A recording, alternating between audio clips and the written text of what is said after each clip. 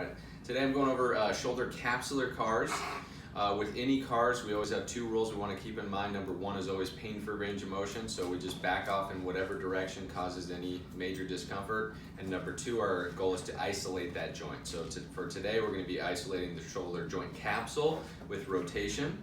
And for shoulder joint rotation, what we don't want when we're trying to isolate that is rotation here at the forearm and elbow. So we have to pay attention not to do that. So you shouldn't feel tension building up in the forearm, on the outside or inside of your elbow, or in the wrist.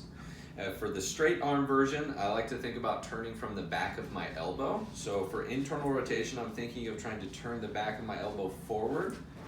And then for external rotation, I'm trying to point that elbow back behind me. So this is internal rotation and external rotation.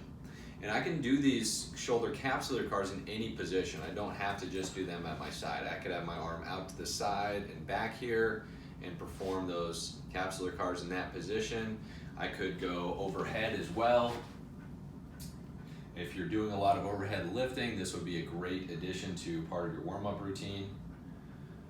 And then for the 90-degree version, 90 degrees here at our elbow, what I like to imagine is there's a pull through my elbow, through my arm here, all the way into my shoulder socket, so that I'm only allowed to rotate around that pull. I'm not allowed to move my elbow up, down, or anywhere in between.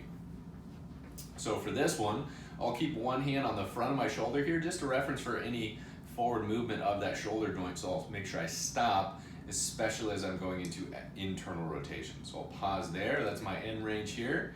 I'll press into that barrier a little bit to see if I can squeak out a little bit more motion, and then slowly go back into external rotation.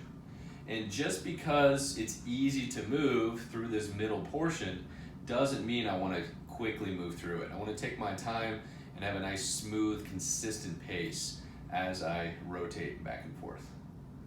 We can do sets of 2 to 8 for these both versions, and they're great things to do daily as well as part of your warm-up or workout routine.